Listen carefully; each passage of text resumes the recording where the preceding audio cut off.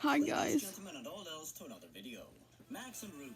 I used to watch that show quite a bit when I was younger. Really? I specifically remember that one episode where Ruby had hiccups and her friend was trying to help her. Okay, tell me in the comments if you watched this when you were like little. Those are basically the only episodes I remember clearly from that show. And which episodes of Max and Ruby do you remember? I also had no clue that the show went on for as long as it did. Really? That took me by surprise. This right here, the main topic of this video, Max and Ruby 0004, Ooh. is a classic, I think, story that I have seen thrown around numerous times around creepypasta circles over the years, and from my recollection, it is one of the most popular lost episode pastas of its time. Videos are still being made on it nowadays, as a matter of fact. Cool. Now, despite its popularity, to this day, I have yet to read it. Until It's now. not very long and written sort of like a blog Until this post, video. which isn't unusual for creepypastas of a similar kind. It also includes several images alongside it, which hopefully helps one immerse themselves in the proceedings of the story. Now, the Okay. subject matter of the story seems fitting, taking a completely innocent children's show and turning it on its head with disturbing and cursed content. It is certainly not an original idea for a creepypasta, but hey, as long as the story is able to take these concepts and do something new or interesting with them, that shouldn't be a problem. Yeah, it shouldn't be a I think problem. the images attached to this story was what helped it spread so much back in the day, but that is just a hunch before we get into the story proper. These pictures are, when you get down to it, actually pretty simple. It's just Max and Ruby with dark, soul-piercing eyes appearing in morbid situations. It's usual creepypasta business. Yeah. However, this simplicity is what I believe drew people to take interest in the story itself. Why are these innocent, kind characters from this show I used to watch growing up presented in this way? I don't know. What caused them to appear in such a way? I don't know. I gotta read the story behind it. Yeah, you Let's have not to waste read the any story time. behind Let's it. go through Max and Ruby 0004. Okay. Links to the story and some of the video footage. Guys, don't used will forget be to in the like and description. subscribe. Fair warning, the story touches on subjects such as these very, very briefly. They're not very detailed and, as I said, brief. However, I felt like giving a heads up anyways would only be beneficial. Take care of yourselves, everyone. We will. Guys, don't forget to brush your Max and teeth. Ruby 0004 begins as our author lets us know that during their recent Christmas shopping attempts, in order to find something fun for their 4-year-old cousin, they were on the lookout for something along the lines of a Max and Ruby DVD. I thought they were gonna buy it for themselves for some reason. As Because, that was a show the cousin held in high I thought regard, they were gonna like it or something. However, finding this gift proved easier said than done, as Easy? most online DVDs usually for sale were either sold out or of dubious quality on sites such as eBay. Apparently, Max and Ruby DVDs were of high demand back then. Really? Inexplicably, however, one day while looking for DVDs on various sites, a mysterious, poorly wrapped package arrived in the author's letterbox. Inside was a strange Max and Ruby. That looks like a child, a kid drew that, or someone that doesn't know how to draw Max and Ruby right.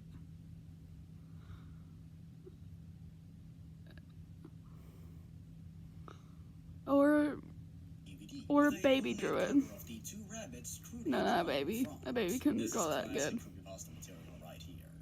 On the back, a list of 4 untitled episodes could be found, and after viewing the DVD, all episodes were of great quality, as if being an official release. The only irregular thing found was the screen where one selected which episode to watch. All titles were simply Max and Ruby 1, 2, 3, and 4, Oh. written in all caps with black text on a white background. Finding the original homemade cover inadequate, the author printed out a better-looking one and replaced it, and as Chris... Yeah, not like the one that looks like a kid drew it, or someone that doesn't look like they can draw Max and Ruby right.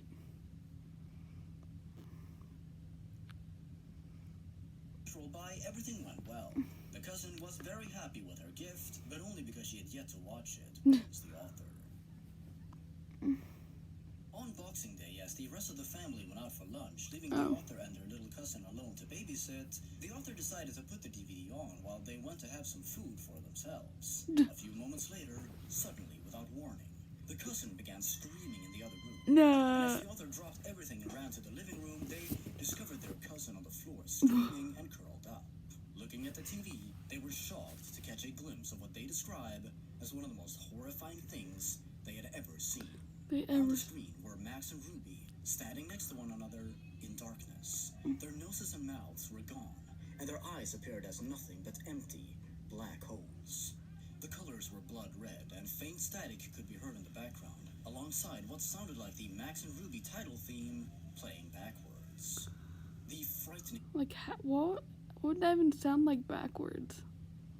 Like, Image stayed on screen for at least 20 seconds until the TV turned off by itself.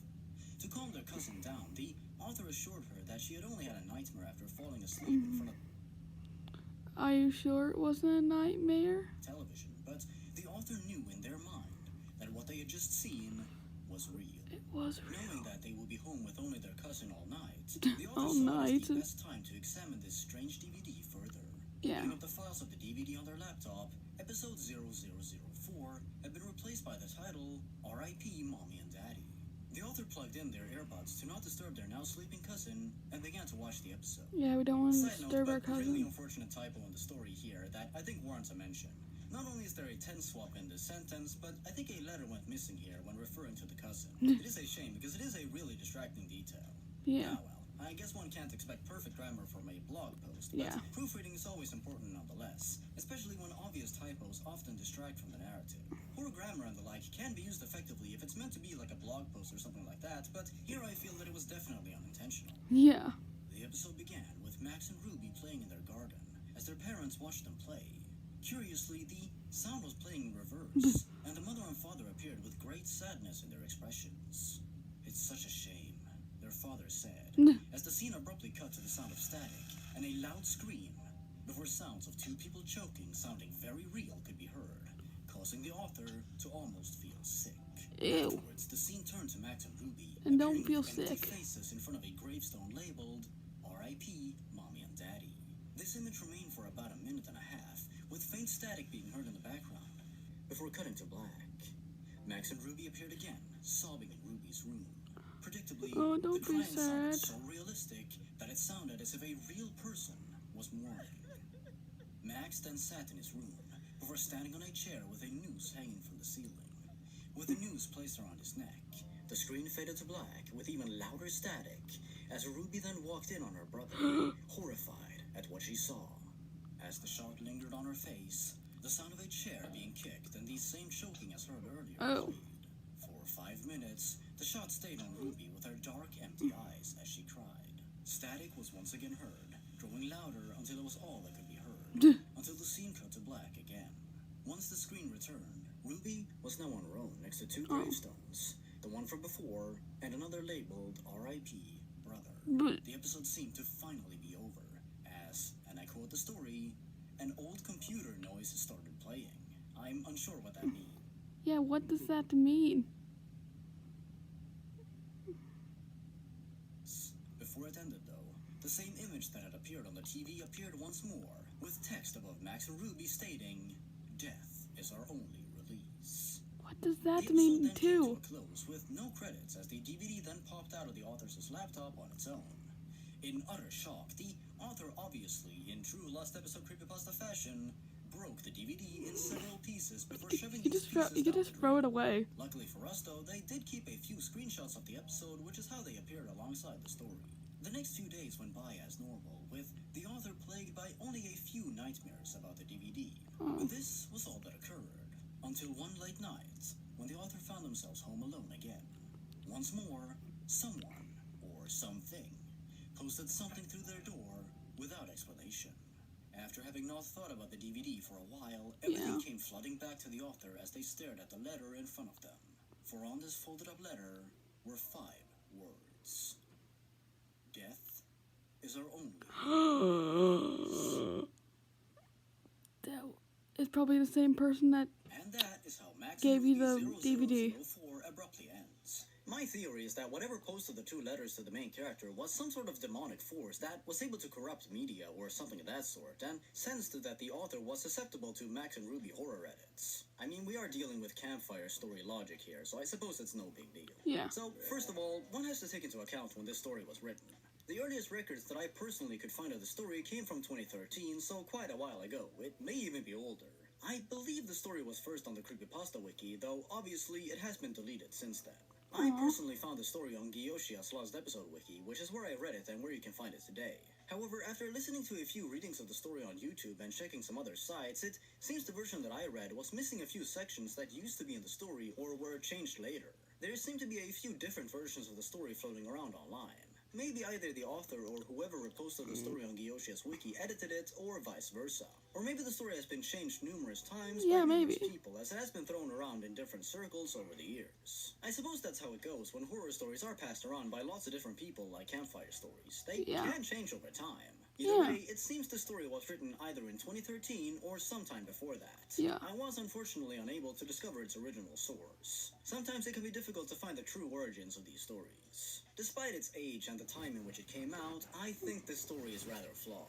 It falls into a lot of the same traps a lot of other creepypastas do, as the story Yeah. was clearly inspired by what came before, and the author wanted to make their own scary story with a new coat of paint in the form of Max and Ruby. Yes, That's in how the a lot of form lost of Max and episode creepypastas come to Ruby. be. You take a random cartoon from your childhood Yes, and you make could it take a creepy. random, There's a whole lot and of then make it. static, You take a random wire cartoon red, from your and a whole lot of music playing you watched backwards when you were alongside younger, and then realistic make it crying creepy. and death. These are concepts that you'll most likely see numerous times in other creepypastas. Unless this is your very first creepypasta, No. imagine that. That might actually be the case for a lot of people, actually. As the story is written in a forum or a blog post type of deal, one could excuse the numerous grammatical errors and typos, as the story was clearly written to be viewed that way and not as some grand high art or something. But to Maybe. me, unfortunately, these errors proved rather distracting and took away quite a bit from the story it was trying to tell. Guys, don't forget to like and subscribe and brush your teeth. And I wish more effort would have been put into the writing to make sure everything appeared correct.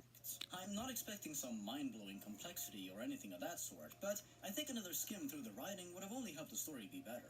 Despite that, Max and Ruby 0004 is a very popular Lost Episode story that people are still making videos about to this day, and in my opinion, that isn't very surprising. Some people in YouTube comments are even unsure if the episode is real. The visual components other YouTubers and even the story itself have provided for it have no doubt helped it over the years, and I think this is what makes the story a lot more interesting and memorable for people. I think if the story would have been provided without images, then it would have been forgotten about pretty quickly. Yeah, maybe. Younger viewers are most likely Maybe. terrified of these images and videos, as it must be shocking to see their favorite cartoon Yeah. rabbits appear so devilish. Yes. For older viewers, these videos might just appear silly and rather funny, but I Yeah. know for a fact that if I would have been younger and stumbled upon videos like these out of the blue, with their loud noises and spooky imagery, I would have had nightmares. Yeah, If you have an probably. overactive imagination, then that's pretty much all you need. I mean, come on. I used to have nightmares about Jeff the Killer, as embarrassing as that is to admit. You can check the videos out for yourself. I will leave a link to them down in the description. However, be warned, they include several screamers and really, really loud noises, so please make sure you turn your volume all the way down before Yeah. proceeding. It's actually no surprise to me that this story, thanks to these videos that are rather effective in what they set out to do, became popular, as people most likely wanted to know more about these scary Max and Ruby videos and images and why they were the way they were. There are a lot of, "Oh my god, my childhood is ruined" comments in these videos, which I think gets to the root of the appeal of this story for a lot of readers. Seeing this innocent, carefree kids show be interpreted in a really dark, depressing, and creepy way. Regardless of the quality of the original story, which I consider to not be the best, with numerous typos and grammatical errors in it, these videos most likely made many viewers curious and made them want to find out more, as it sparked their imaginations, and for that, you gotta at least give the story some props, or at the very least the images and videos related to it. I am unsure how much of an effect the actual writing itself has had on its popularity, but the visual components have definitely helped. The story itself may not be the greatest, I think Yeah, that can be maybe. denied. But the creativity that the story has spawned and the extra effort of these screenshots added does give the story some positive aspects in my eyes. If the images were made by the author themselves, then I think the bit of extra effort ought to be appreciated. If Yeah, they were maybe. added later by someone You're right. else or by Actually, the you're kinda author, right. they're still effective at sparking curiosity, and whoever made them did a pretty good job. Yeah, pretty Simple good job. yet effective. How much positivity is down to the originally written material is rather minimal in my opinion, but I can't knock people for enjoying it. It is a classic Lost Episode creepypasta through and through, warts and all. It definitely required more attention to be put on the writing, and I think it could have done more with the concept instead of repeating a lot of the Yeah. cliches that a lot of Lost Episode creepypastas Yeah, you used shouldn't- without much deviation. The story could have definitely been much better. However, I think this story is ultimately harmless, and judging Yeah. by how much it's been talked about, I'd say it succeeded in what it set out to do. Nothing more, nothing less, and that's that. And that's It was that. an interesting yet flawed read, and not one which I would personally go back to, but that's just what I think. It should have focused more on the writing, and also thought more outside the box when it came to the Lost Episode creepypasta genre. It sadly fell into a lot of the same patterns. But yeah, that's that. But I think yeah. that should be all for now regarding Max and Ruby 0004. Thank you very much for watching. If you enjoyed this video, make sure you leave a like and comment your thoughts down below. Check out my social medias if you would like, or my Patreon page to support the channel directly. Thanks again and have a great day. Stay awesome, everyone. I will. Goodbye.